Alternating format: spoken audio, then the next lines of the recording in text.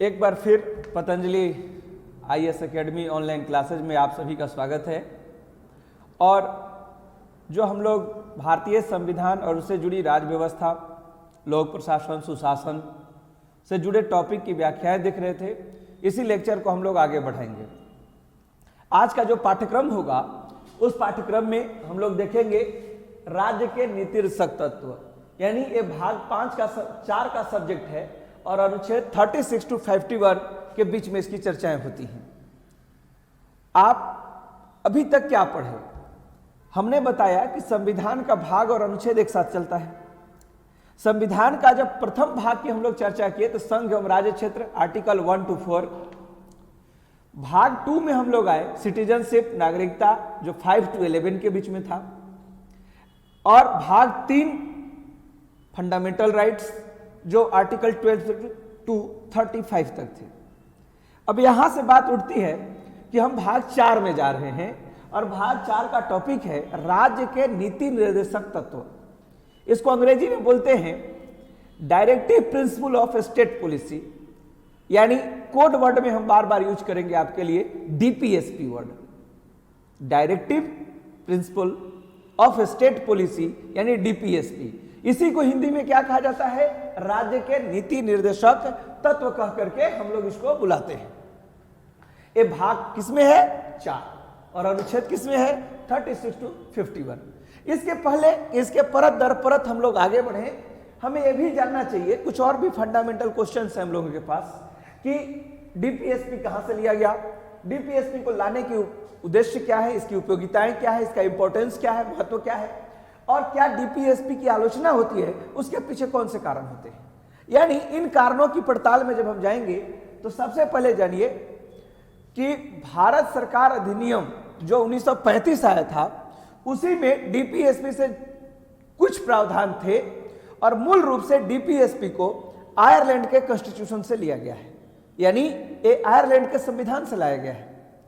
Ireland के संविधान से लिए गए इस स्रोत में क्या क्या चीजें हैं और किस रूप में है, तो इसकी व्याख्या करने जाए तो आप पहले यह समझें कि इसके पहले हम लोग पढ़े क्या है? मूल अधिकार। मूल अधिकार इस देश में राजनीतिक लोकतंत्र लाता है। फंडामेंटल राइट से इस देश में राजनीतिक लोकतंत्र आता है, मतलब एक नागरिक को राजनीतिक गतिविधियों में क्या क्या अधिकार दिए गए हैं, प्रशासन में उसकी कैसी भूमिकाएं सुनिश्चित की गई हैं, इस पर फोकस करता है। परंतु डीपीएसपी भारत में सामाजिक एवं आर्थिक लोकतंत्र लाने का साधन माना जाता है।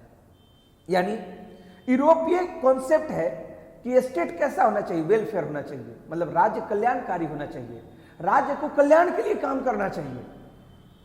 तो जन कल्याणकारी राज्य का अवधारणा इस बात में निहित होता है कि वहां के समाज में कितनी समानता है और वहां के अर्थव्यवस्था में कितना स्पष्ट विभाजन है। मतलब एक आदमी बहुत अमीर ना हो, दूसरा आदमी बहुत गरीब ना हो, धन का समान बंटवारा हो, उच्च नीच का भेदभाव नहीं हो, फॉरवर्ड बैकवर्ड का कॉन्सेप्ट न हो।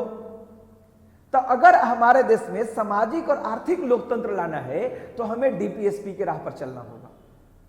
डीपीएसपी के बारे में कहा जाता है कि अगर इससे भारत में सामाजिक एवं आर्थिक लोकतंत्र आएगा, सामाजिक न्याय की स्थापना होगी, आर्थिक तरक्की का द्वार खुलेगा और भारत एक कल्याणकारी राज्य के रूप में दुनिया के सामने खड़ा होगा, तो इन सारे प्रश्नों के उत्तर के क्रम में एक बात और जानना है, डीपीएसपी को फंडामेंटल राइट से अलग क्यों रखा गया? फंडामेंटल राइट में था कि अगर आपके अधिकार का उल्लंघन होता है तो आप सीधे सुप्रीम कोर्ट, हाई कोर्ट के दरवाजा खटखटाते हैं और आपको वहां एक जस्टिस मिल जाती है, आपके अधिकारों की रक्षा कर जाती है। परंतु सामाजिक एवं आर्थिक लोकतंत्र जो राज्य के नीति तत्व के थ्रू आना है, इसमें अधिकार आपको नहीं दिए गए। ये दोनों के बीच एक बेसिक डिफरेंस है।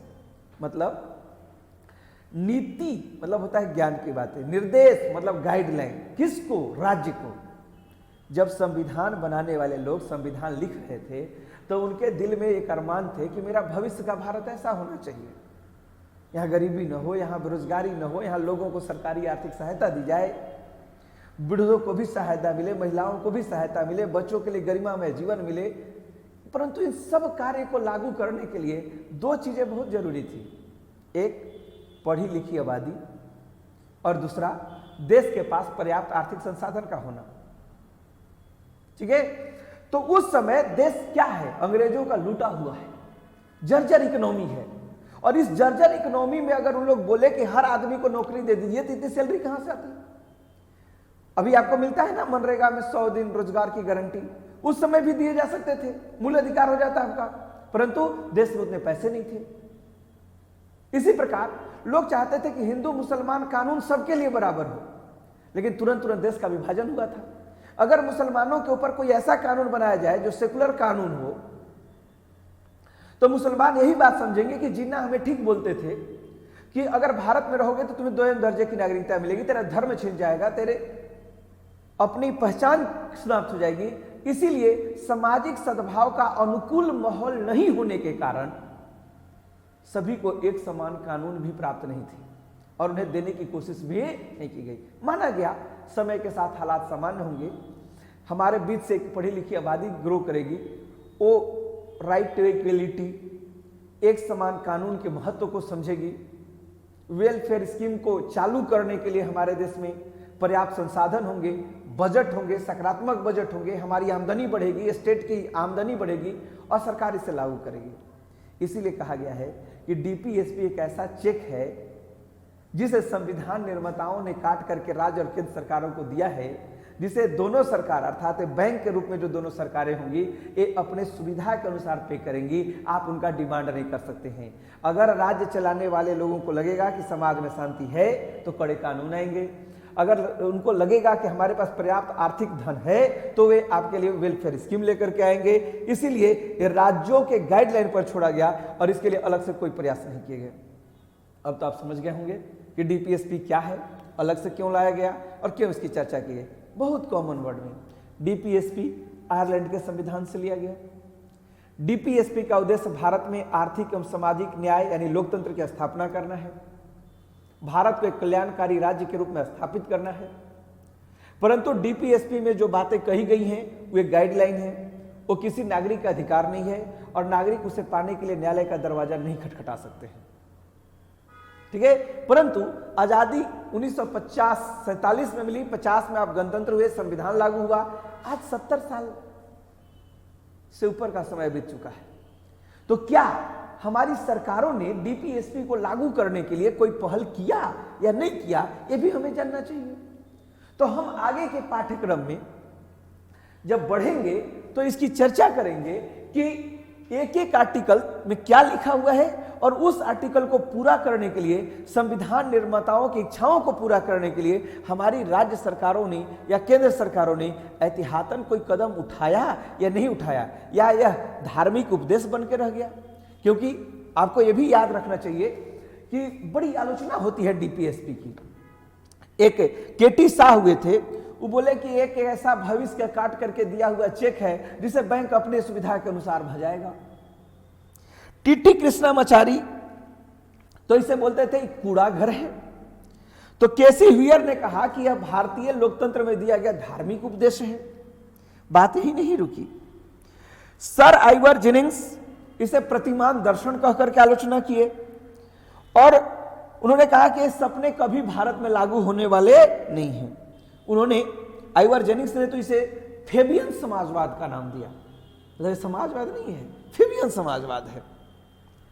के संथानम जो बाद में बड़े संविधानविद हुए, उन्होंने भी कहा कि इसने एक ऐसा प्रोविजन दिया जिससे न्यायपालिका और कार्यपालिका में लगातार टकराव बना रहा और झगड़ों को जन्म ही दिया है, इससे ज्यादा लाभ नहीं मिला है। मतलब आप सोचिए, केटी शाह इसे भविष्य का स्वैच्छिक चेक कहते हैं, टीटी कृष्णामाचारी भावनाओं का कूड़ा घर कहते हैं और केसी हुयर धार्मिक उपदेश कहते हैं, आइवर जेनिंग्स फेबियन समाजवाद कहते हैं, के संथानम टकराव का कारण बताते हैं।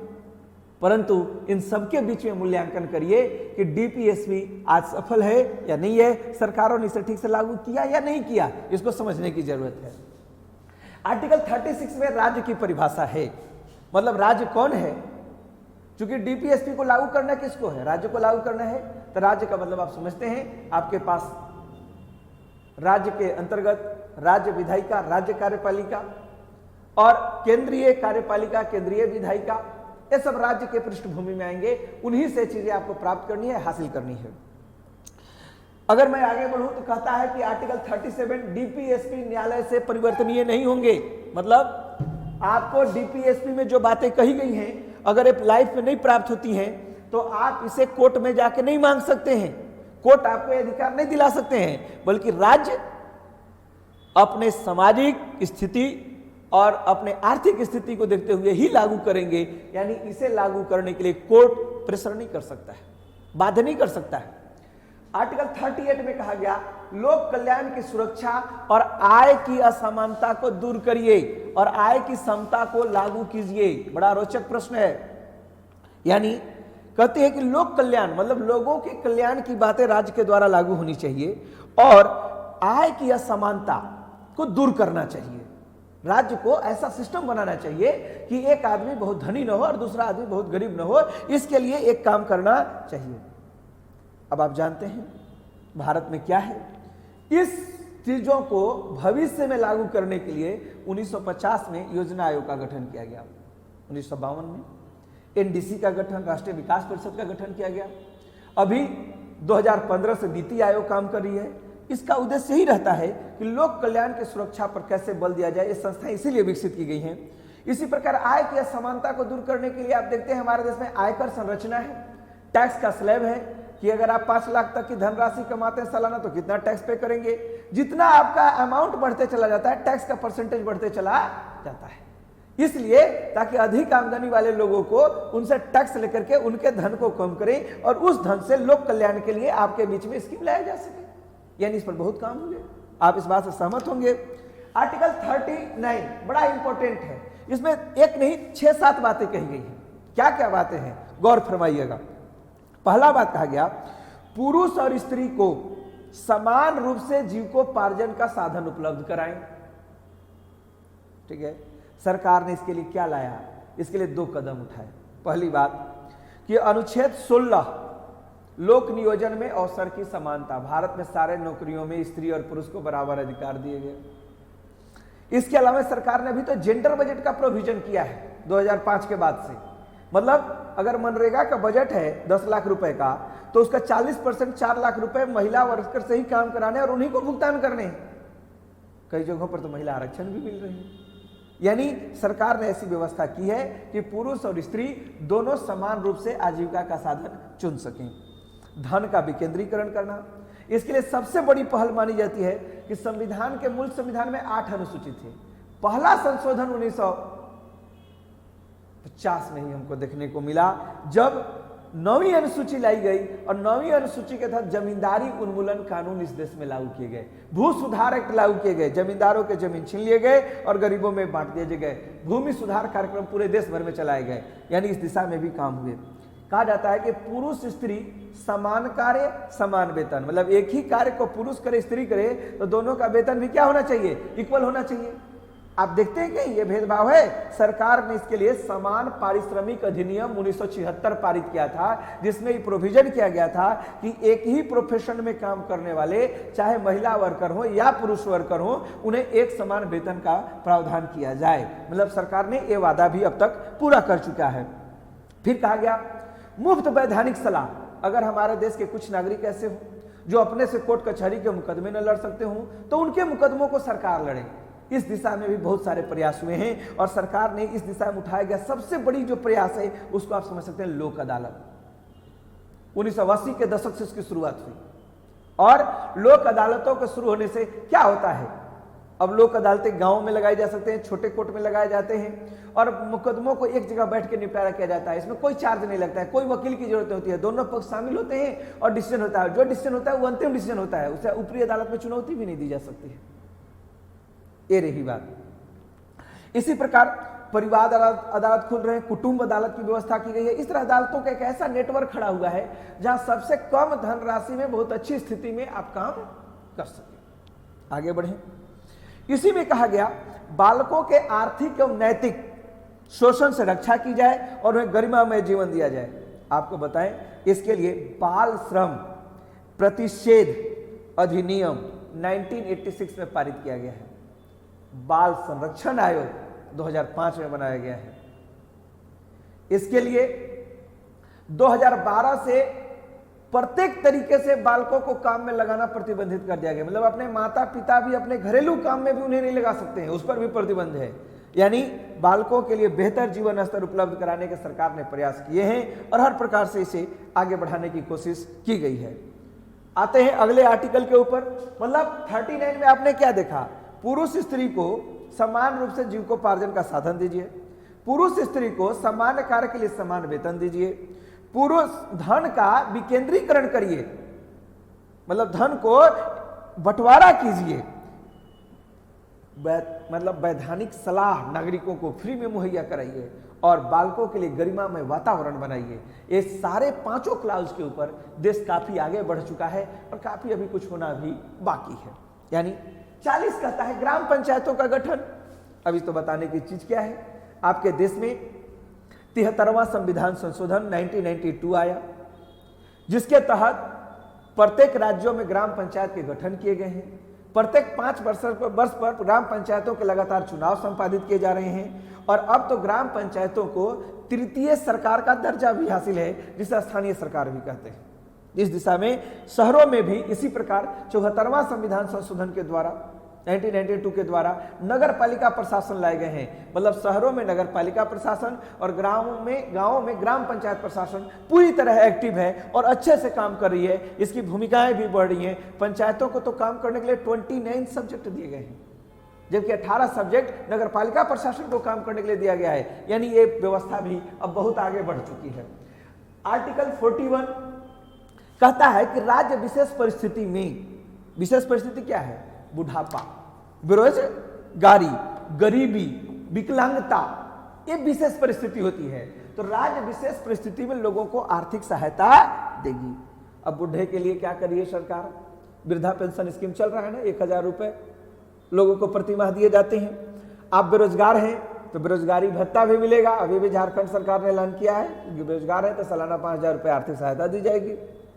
इसके अलावा कहता है कि गरीब हैं तो अंत्योदय अन्न योजना के तहत 35 केजी आपको फ्री में अनाज मिल रहे हैं, फ्री में आपका इलाज हो रहा है। प्रधानमंत्री आवास में फ्री में आपको धन मिल रहे हैं घर बनाने के लिए। तो गरीबों के लिए भी सरकार विशेष आर्थिक सहायता दे रही है। विकलांग लोगों के लिए तो नौकरियों में 2% आरक्षण की भी व्यवस्था की गई है। उन्हें कई प्रकार की सहायता दी जाती है और उनके लिए कई नए स्कीम भी चालू किए गए हैं। यानी कहा जाए तो डीपीएसपी कूड़ा घर नहीं था, डीपीएसपी कोई धार्मिक उपदेश नहीं था, डीपीएसपी फेबियन समाजवाद नहीं था, बल्कि सरकारों ने पिछले 70 साल में साबित किया है कि डीपीएसपी को जमीन पर उतारने के लिए हम दिल से तैयार हैं और समय के साथ हमारे संसाधन बढ़ेंगे, हमारी योग्यता बढ़ेगी तो हम इसे फलीभूत भी करेंगे। आगे बढ़ते हैं और देखिए क्या कहता है। आर्टिकल 42 कहता है कार्य की मानवीय दशा और मातृत्व प्रसूति लाभ। मतलब मनुष्य जहां काम करता हो उसे मानवीय वातावरण मिलना चाहिए। इसके लिए सबसे बड़ा प्रयास हुआ आजादी के बाद ही कारखाना अधिनियम 1948 लाया गया, जिसमें नियम है कि जिस कमरे में कोई काम करे वहां क्या रोशनी होनी चाहिए, एक मजदूर अगर 50 से अधिक है तो टॉयलेट हो, कैंटीन की सुविधा हो, कितने समय पर पुचारा होना चाहिए, कितने डिस्टेंस पर बैठने की व्यवस्था होनी चाहिए, जिस घर में काम कर रहे हैं उसका हाइट क्या हो, ये सारी व्यवस्था उसमें की गई है। काम जहां आदमी करता है वहां एक उचित इन्वायरमेंट होना बहुत जरूरी है और अगर खतरनाक काम है तो सेफ्टी उपकरण भी होना जरूरी है। अगर कैजुअलिटी हो जाए तो उसके लिए बीमा जैसी योजनाएं भी जरूरी हैं। ये सारी योजनाएं बनाई गई हैं और इन श्रमिकों के लिए बेहतर जीवन मिला है। उसी प्रकार मातृत्व प्रसूति लाभ, अगर कोई महिला प्रेगनेंसी से गुजर रही है तो उसके लिए भी सरकार ने मातृत्व प्रसूति हित लाभ अधिनियम 1964 लाया था, जिस पर लगातार संशोधन हुए हैं। हाल ही में मातृत्व अवकाश भी बढ़ाया गया है, उनके वेतन अग्रिम दिए जा रहे हैं। इसके अलावा भी और कई सपोर्टिव योजनाएं हैं, जिसमें जननी सुरक्षा योजना है कि 2 बच्चे सुरक्षित प्रसव जो होते हैं हॉस्पिटल में तो आपको आर्थिक सहायता दी जाती है। तो कई प्रयास सरकार की ओर से हुए हैं। अगर देखिए आर्टिकल 43 में 3 सब्जेक्ट है। श्रमिकों का जीवन स्तर बेहतर कैसे हो, कुटीर उद्योगों का विकास कैसे हो और प्रबंधन में श्रमिकों की भागीदारी कैसे बढ़ाई जाए। 3 सब्जेक्ट इसमें शामिल है। इस प्रश्न का उत्तर है कि श्रमिकों का जीवन स्तर बेहतर हो, इसके लिए सरकार ने कई कानून लाए। कर्मचारी राज्य बीमा अधिनियम 1948, न्यूनतम मजदूरी अधिनियम 1948, मजदूरी भुगतान अधिनियम 1936 से काम कर रहा है और इसमें लगातार समय के अनुसार जैसी परिस्थितियां बदल रही हैं, परिवर्तन भी किए जा रहे हैं, इसके क्लाउज को बदले भी जा रहे हैं, बड़े अच्छे बनाए जा रहे हैं। तो श्रमिकों का जीवन स्तर बेहद हुआ है। वैसे भी भारत में तो कहा जाता है ना कि श्रमिक का मतलब सरकारी नौकरी, और सबसे अच्छे बेहतर स्थिति में कौन है, तो सरकारी जॉब वाले हैं। तो इनके जीवन स्तर को आप मान सकते हैं कि काफी अच्छी चल रही है। कुटीर उद्योगों का विकास, छोटे छोटे उद्योग, लघु उद्योगों के विकास के लिए सरकार क्या की? सबसे बड़ी बात है कि सरकार ने लघु उद्योग बोर्ड का गठन किया है। इसके अलावा खादी एवं ग्राम उद्योग बोर्ड का गठन भी किया गया है और ये बोर्ड अलग अलग जगहों पर मेले लगाते हैं, खरीदारी करते हैं, इस तरीके से कुटीर उद्योगों को प्रमोट करते हैं, इनके लोन प्रणाली को आसान बनाते हैं और इस पर भी काफी कुछ हुआ है कुटीर उद्योगों का। फिर भी देश चूंकि हमारा बेरोजगारी से ग्रस्त है तो माना जा रहा है कि बेहतर तो यही होगा कि लोग कुटीर उद्योगों की ओर एक बार फिर से ज्यादा झुकाव दें और बड़े उद्योगों से लोगों को थोड़ा सा तौबा करना चाहिए और ये हमारे देश में हित में होगा। परंतु मशीनी के युग में उच्च उद्योगों को नकारना भी इतना आसान नहीं होता, लोगों के लिए असंभव नहीं होता। ये भी बात है, इस सच्चाई को भी हम लोगों को स्वीकार करना चाहिए। बात आगे करें तो कहा गया प्रबंधन में श्रमिकों की भागीदारी कैसे हो। तो प्रबंधन में श्रमिकों को भागीदारी देने के लिए अभी कई क्लाउज बने हुए हैं। जैसे अगर कोई आप देखते हैं ना कि रेलवे में 72 दिन का बोनस मिला, 80 दिन का बोनस मिला, तो हर मैनेजमेंट टाइम पर 3 लोग बैठे हुए हैं। कंपनी है तो एक नियोजक है, एक सरकार है और एक मजदूर यूनियन है। आज देश में बहुत सारे भारत मजदूर संघ जैसे मजदूर यूनियन काम कर रहे हैं, इंटक जैसे मजदूर यूनियन काम कर रहे हैं। ये मजदूर यूनियन किसी भी निगम में जो फैसले लिए जाते हैं उन फैसलों में प्रभावशाली तरीके से अपना हस्तक्षेप करता है या उसे अपनी स्वीकृति दिलाता है, उसमें सक्षम है, कारगर बॉडी है। अब तो महिलाओं में भी सेवा जैसे संगठन काम कर रहे हैं और वे अच्छी खासी भूमिका निभाती हैं। यानी आर्टिकल 43 श्रमिकों का जीवन स्तर बेहतर कैसे हो, कुटीर उद्योगों का विकास कैसे हो और मैनेजमेंट के लेवल पर कैसे श्रमिकों का पार्टिसिपेशन सुनिश्चित किया जाए, इन 3 विषयों पर केंद्रित है और तीनों पर काफी कुछ हुआ है। बात करते हैं आर्टिकल 44 की, भारत का ज्वलंत विषय, वर्तमान सत्ताधारी दल भारतीय जनता पार्टी।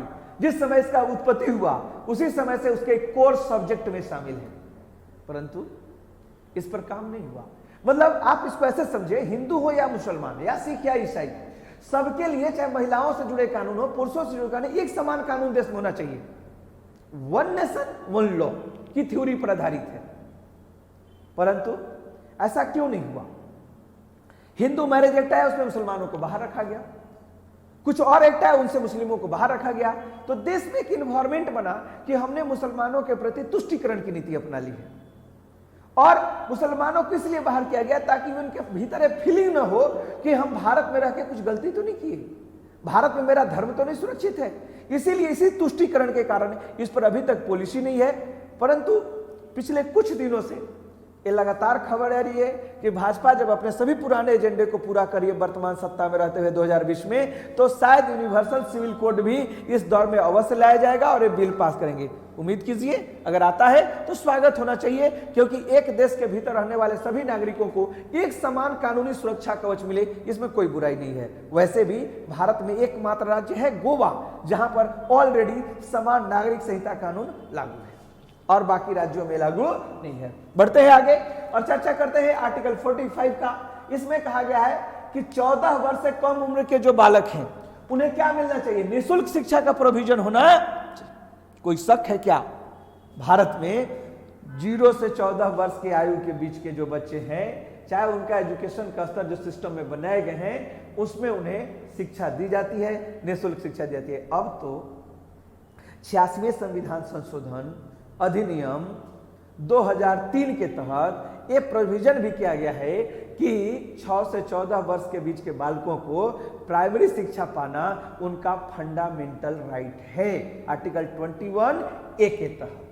ठीक है, यानी अब तो मूल अधिकार के श्रेणी में शामिल है। इसके लिए देश में सर्व शिक्षा अभियान चलाया जा रहा है। इसके तहत लोगों को, महिलाएं भी उससे जुड़ी रहे, सुकन्या समृद्धि योजना चलाई जा रही है ताकि ड्रॉप आउट रेट न घटे और जो लोग आए उन्हें आराम से एजुकेशन मिले और सरकार इसके लिए काम कर रही है। अब बढ़ते हैं आगे। आर्टिकल 46 कहा गया कि सरकार को एक ऐसा परिवेश बनाना चाहिए, वातावरण बनाना चाहिए जिससे SC ST के सामाजिक स्तर में भी वृद्धि हो और शैक्षणिक स्तर में भी वृद्धि हो। इसके लिए हमारे देश में कई काम हुए हैं। राष्ट्रीय अनुसूचित जनजाति आयोग संवैधानिक संस्था है। राष्ट्रीय अनुसूचित जाति आयोग एक संवैधानिक संस्था का दर्जा रखती है। इसके अलावा अगर हम लोग इसमें बात करने की कोशिश करें तो आर्टिकल 14 के तहत SC/ST के लिए रिजर्वेशन का प्रावधान है। प्रत्येक राज्यों में उनको आबादी के अनुसार आरक्षण दिए जाते हैं ताकि वे आगे बढ़ें। साइकिल वितरण, लैपटॉप वितरण, बिरसा मुंडा छात्रवृत्ति योजना, कई योजनाएं हैं जो इस वर्ग के कल्याण के लिए। बिरसा पायलट प्रशिक्षण योजना राज्य के भीतर चलाए जा रहे हैं ताकि आदिवासियों को फ्री में पुस्तकें प्रोवाइड करना, उसका फ्री में आवास उपलब्ध कराना ताकि वो शहरों में रह करके एजुकेशन ले सकें। इस दिशा में बड़े बड़े प्रयास किए जा रहे हैं और इसका लाभ उस समुदाय को प्राप्त भी हुआ है। आर्टिकल 47 पोषण का स्तर उठाना। खाना तो सब कोई खाता है, परंतु खाना ऐसा मत खाइए कि किसी तरीके से जिंदगी कट जाए। खाना में कार्बोहाइड्रेट, प्रोटीन की मात्रा पर्याप्त में हो, वसा, खनिज, लवण की मात्रा का पर्याप्त रूप में उपभोग करें, ऐसी व्यवस्था होनी चाहिए। पोषण युक्त आहार लेने के लिए सरकार क्या कर रही है आप देख रहे हैं ना। मिड डे मील स्कूल में चलाए जा रहे हैं, उसमें अंडा दिए जा रहे हैं, फल का प्रोविजन है, दूध का प्रोविजन है। अनाज वितरण योजनाओं में भी सरकार विविधता लाने के लिए प्रयास करिए। फूड सिक्योरिटी कानून, हमारे देश में भोजन का गारंटी कानून लागू है। झारखंड में जाइए, मुख्यमंत्री कैंटीन योजना है, 5 रुपए में भरपेट खाइए। एक चावल दाल सब्जी की व्यवस्था की गई है, आराम से आप उसका आनंद ले सकते हैं। तो एक प्रयास हुए हैं कि पोषण का स्तर उठे। मतलब देखो कितना सरकार का गवर्नमेंट की पॉलिसी है। बच्चा जब जन्म ले तो जननी सुरक्षा योजना का कवच है। बच्चा 0 से 5 हो तो आंगनबाड़ी केंद्रों में खाए। बच्चा स्कूल जाए तो मिड डे मील स्कूल में खाए। बच्चा जवान हो, बेरोजगार हो, खाना न मिले तो BPL कार्ड के थ्रू सरकार अंत्योदय योजना से उसके लिए भोजन की व्यवस्था करे। आप वृद्ध हो गए, आपके जवानी में आपके घर, आपके मेडिकल, सब चीजों के खर्च सरकार उठा रही है, फिर भी हम बोलते हैं सरकार तो हमें कुछ देती ही नहीं है। आप वृद्ध हो गए तो वृद्धा पेंशन दे रही है, आप मर गए तो दाह संस्कार का भी पैसा दे रही है। सरकार आपके जीवन में प्रत्येक प्लेटफॉर्म तक हावी है और बेहतर तरीके से पहुंचने की कोशिश करी है। यानी DPSP के जिन सपनों को हमारे देश के संविधान निर्माताओं ने देखा था, इन सपनों को सही तरीके से पूर्ण रूप दिया जा चुका है और दिया जा रहा है, और इसके लिए सरकारों की सराहना करनी चाहिए। यानी अब आगे बढ़ते हैं और मादक पदार्थों पर रोक। मतलब मादक पदार्थ मतलब क्या है? तंबाकू, सिगरेट, ई सिगरेट जो आजकल नए प्रचलन में आए हुए हैं, ये सब चीजों, वाइन, शराब, इस सब पर सरकार कहती है प्रतिबंध लगाना चाहिए। मजेदार बात है, सुप्रीम कोर्ट का कई गाइडलाइन भी है कि आप दिखाइए कि इसके खाने से क्या होता है। कई बिहार जैसे राज्यों ने शराब पर पूर्ण प्रतिबंध की घोषणा करके रखी है। हालांकि हमारे राज्य में ऐसा प्रोविजन झारखंड में नहीं आया है और यहाँ सरकारी केंद्रों पर शराब बिक्री करने का प्रोविजन किया गया है जो अभी तक चलाया जा रहा है। परंतु गुटखा पर रोक है, परंतु इससे सरकार को बड़ी भारी अब टैक्स प्राप्त होता है, आबकारी टैक्स। इसीलिए सरकार चाहती है कि अगर वेलफेयर स्कीम में लोगों को पैसा देना है तो हमें गिफिन गुड्स और मादक पदार्थों पर लगने वाले भारी टैक्स से जो आमदनी होती है उसी से हम देते हैं। इसलिए सरकार ऐसा करने से बचती है। परंतु अगर आप बेहतर, मजबूत, पोषण युक्त, सशक्त भारत चाहते हैं तो इसके ऊपर सख्ती से कानून बनना चाहिए। इनके प्रोडक्शन को ही प्रोहिबिटेड किया जाना चाहिए, तो शायद बेहतर रिजल्ट और परिणाम आ सकते हैं। ऐसे प्रयास सरकार को करना चाहिए। आर्टिकल 48 कृषि पशुपालन का वैज्ञानिक तरीके से विकास, गो हत्या पर रोक, पर्यावरण एवं वन्य जीवों का संरक्षण। पहला क्लाउज क्या कहता है 48 का जी? कृषि एवं पशुपालन का वैज्ञानिक तरीके से विकास हो। इसके लिए सरकार आपको संकर बीज प्रोवाइड कर रही है, फ्री बिजली दे रही है, सरकार कम कीमत पर उर्वरक बांट रही है, एग्रीकल्चर लोन माफ कर रही है, सब्सिडी दे रही है, ऋण माफी योजना चला रही है, कृषि चैनल चला रही है, मृदा हेल्थ कार्ड योजना चला रही है, कृषि अनुसंधान को बढ़ावा देने के लिए काम कर रही है। कई कृषि क्रांतियां हुई हैं, हरित क्रांति, लाल क्रांति, श्वेत क्रांति, कृष्ण क्रांति। कृषि बदला है, परंतु इसे और नए दौर की तकनीकी क्षमताओं से युक्त करने की आवश्यकता है। पशुओं के लिए भी हाइब्रिड नस्ल के आए हैं जो काम कर रहे हैं, परंतु इसका विकास हुआ है, परंतु हमारी जैसी आबादी है ना, उसमें इसका असर कम दिखता है। फिर भी इसमें और नए सिरे से प्रयास करने की जरूरत है और बेहतर परिणाम आ सकते हैं। गो हत्या पर रोक भारत में एक ज्वलंत मुद्दा, रोज आए दिन मॉब लिंचिंग के मामले इससे जुड़े हुए रहते हैं, पूरे देश में चर्चा में रहती है। यहां मैं आपको बता दूं, प्रत्येक स्टेट में गो हत्या रोकने के लिए कानून है। दिक्कत यह है कि सरकारें उसे सख्ती पूर्वक लागू नहीं करती हैं। इसके लिए अलग से कोई कानून की जरूरत नहीं है। फिर भी समाज में अगर एक वर्ग की भावना, धार्मिक भावना किसी जाति या किसी पशु या किसी पदार्थ से जुड़ी हुई है, तो बाकी समुदाय के लोगों को चाहिए कि वे उसे अवॉइड करें। क्यों? क्योंकि उनके गतिविधियों से समाज में तनाव पैदा होता है, एक वर्ग दूसरे वर्ग को नफरत की नजर से देखता है। तो हमारे जीवन में खाने पीने के लिए कृषि जनित, जीव जनित बहुत सारे संसाधन उपलब्ध हैं, तो क्यों नहीं एक को छोड़ करके अपने जीवन को जिया जाए, ताकि सामाजिक शांति को खरीदा जा सके और बहाल किया जा सके। तो इससे कानूनों को सख्ती से लागू किया जाना चाहिए और इस पर पूर्ण प्रतिबंध की मांग होनी चाहिए। पर्यावरण एवं वन्य जीवों का संरक्षण, इस पर सरकार ने क्या क्या नहीं किया। वन्य जीव संरक्षण अधिनियम 1972 में आए, हाथी बचाओ परियोजना 92 में आया, मगरमच्छ घड़ियाल बचाओ परियोजना चल रहा है, शेरों के लिए टाइगर रिजर्व बनाए जा रहे हैं, एशियाई बब्बर शेर के लिए गिर में अलग से प्रोजेक्ट चलाए जा रहे हैं, वो रेडिले कछुआ की प्रजाति को बचाने के लिए देश में काम किए जा रहे हैं, चिल्का झील में डॉल्फिन मछलियों को बचाने के लिए, वन्य जीवों के लिए बहुत सारे, मयूर को बचाने के लिए प्रोजेक्ट चल रहे हैं। सरकार इस पर काफी ध्यान दी है। राष्ट्रीय वन नीति 1988 में घोषणा की गई है, वन संरक्षण अधिनियम 1980 से देश में लागू है। इस प्रकार सरकार इनके ऊपर काम कर रही है। आर्टिकल 48 राष्ट्रीय स्मारक वस्तु की सुरक्षा, इसको बहुत कायदे से समझो।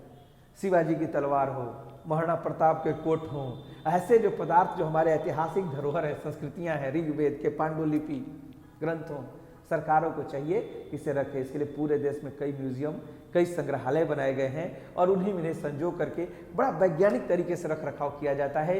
और हाल ही में जैसे सिंधु घाटी सभ्यता प्रकाश में आई है, उससे प्राप्त होने वाले अवशेषों को इसमें रखा जाता है। सरकार इसके ऊपर काम करती है। ताजमहल की गरिमा न गिरे, उसके लिए अगल बगल के कारखानों को प्रतिबंधित किया गया है। लाल किला की सुरक्षा कैसे करनी है, कोणार्क मंदिर का जीर्णोद्धार कैसे करना है, हम्पी के मंदिरों को कैसे पुनर्जीवित करना है, सरकार इस सब तरफ ध्यान दे रही है। लेकिन वही है, मेरा मुल्क थोड़ा सा आर्थिक रूप से कमजोर है, वेलफेयर पर ज्यादा धन खर्च करता है, तो उधर की स्कीम के लिए कुछ कम पैसे बचते हैं। आने वाले सुखद भविष्य में हम उनके और बेहतरी के लिए प्रयास करेंगे, सरकारें करती हैं, ऐसा होना चाहिए। आगे कहता है न्यायपालिका और कार्यपालिका का पृथक्करण, मतलब केंद्र की सरकार हो, राज्य की सरकार हो, हाई कोर्ट, सुप्रीम कोर्ट, दोनों बिल्कुल अलग बॉडी हैं, स्वतंत्र होकर डिसीजन ले काम करें, कोई एक दूसरे के काम में दखल न करे, क्योंकि हमारा संविधान स्पष्ट रूप से क्लासिफाइड है। संघ के विषय अलग है, राज्य के विषय अलग है, समवर्ती सूची के विषय अलग है, संविधान का अभिभावक बन के कौन खड़ा है? Supreme court. तो व्यवस्था रहनी चाहिए, इससे लोकतंत्र मजबूत होता है, इसलिए इसको कहा जाता है कि इसका ऐसा प्रयास रहना चाहिए। आते ही आइए लास्ट पॉइंट की बात करें। आर्टिकल 51 अंतरराष्ट्रीय शांति एवं सुरक्षा की बात करता है। अंतरराष्ट्रीय शांति एवं सुरक्षा के लिए भारत के मिशन की सराहना होनी चाहिए। हम शुरू से ही, जिस दिन संयुक्त राष्ट्र संघ बना उस दिन से उसके संस्थापक सदस्य हैं। विश्व के सभी प्रमुख संस्थाओं में हमारी भागीदारी है। हमने रीजनल स्तर पर सार्क जैसे संगठन बनाए हैं। हाल ही में देखिए, कोरोना पीड़ितों के लिए प्रधानमंत्री ने एक पहल की कि आइए एक हम बजट दे रहे हैं, $1 करोड़ का उन्होंने ऋण भी आवंटित किया कि हम लोग मिलकर लड़ें, गरीबी मिटाएं एशिया से। तो भारत ऐसे मामलों में उसने दुनिया के लिए गुटबंदी से बचाने के लिए गुट निरपेक्षता का सिद्धांत दिया नेहरू जी ने। गुट निरपेक्षता के सिद्धांत के अलावे भी कई चीजें लागू हुई इस देश में। पंचशील का सिद्धांत हमने विकसित किया चाइना के साथ, और आज भी विश्व शांति में भारत शक्ति से काम आता है। ये अलग बात है कि पड़ोसियों के साथ भारत के बेहतर संबंध नहीं बन पाते हैं। इसके पीछे बेहतर कारण है कि पड़ोस में आतंकवाद फैलता फूलता है। कह रहीम कैसे निभे केर बेर के संग वे, डोलत रस आपने इनके फाटत अंग वाली हिसाब है। आतंकवाद और बातचीत, आतंकवाद और तरक्की साथ साथ नहीं हो सकता है। इसीलिए कतिपय पड़ोसियों से हमारे अच्छे संबंध हो या न हो, अधिकांश पड़ोसियों से बेहतर संबंध